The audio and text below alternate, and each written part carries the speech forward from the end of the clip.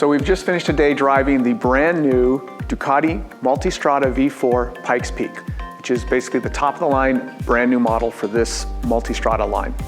And we were able to drive it on all sorts of conditions, highway, tight twisty roads, deserted 2 lanes, everything you'd ever need to know what this bike's capabilities are, comfort, performance, and style.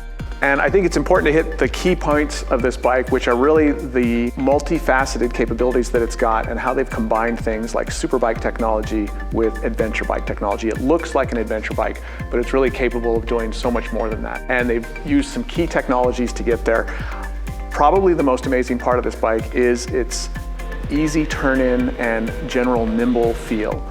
Given that it is an adventure bike, it looks pretty big and heavy and it has a substantial curb weight, but they've cut weight in areas that make it feel much lighter than it is or than it looks.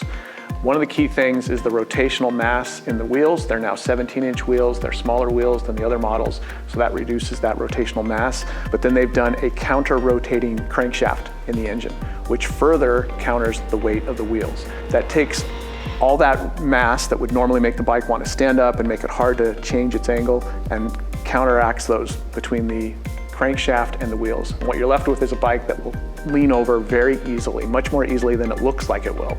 It takes some time to get used to. You're riding it, you're a little maybe nervous, you know, this is a big bike, it looks kind of top heavy, what's going to happen if I lean it over, is it going to fall on me? And none of that happens. All that happens is it dives in when you want it to and it transitions left to right super easy without any serious effort. It's so easy to make this bike transition left and right.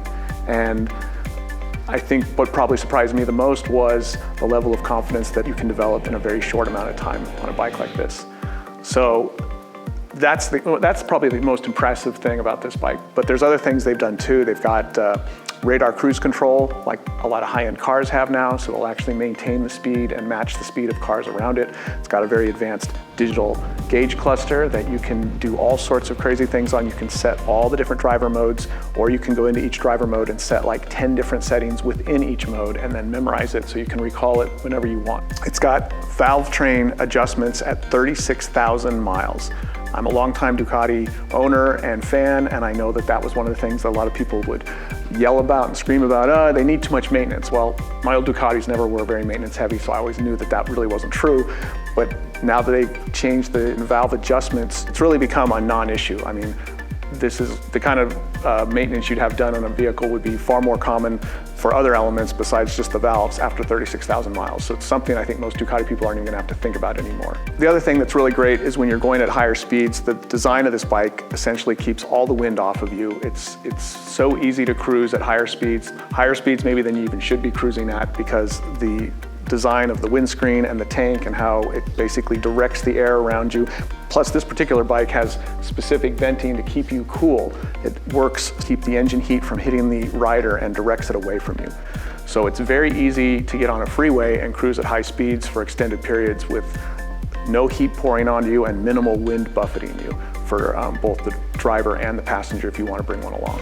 You've got this bike that can go around corners very easily, can rip forward pretty quickly with 170 horsepower. It's got various levels for wheelie control if you want to use those, or you can go through really tight corners like you would a superbike. And a lot of the vehicles' technology comes directly from the Panigale, so not surprising that it feels extremely sporty despite the adventure bike size, shape, and profile that it's got. So the multi-part of Multistrada just seems to keep getting wider with each generation of this bike, and this one, with all this race technology, it really has extended the performance envelope further than any of the previous ones without losing any of the other adventure bike things you expect. It's an impressive machine. I think people who are already fans of adventure bikes and or fans of Ducatis should really give this one a close look. I'm pretty amazed with it personally.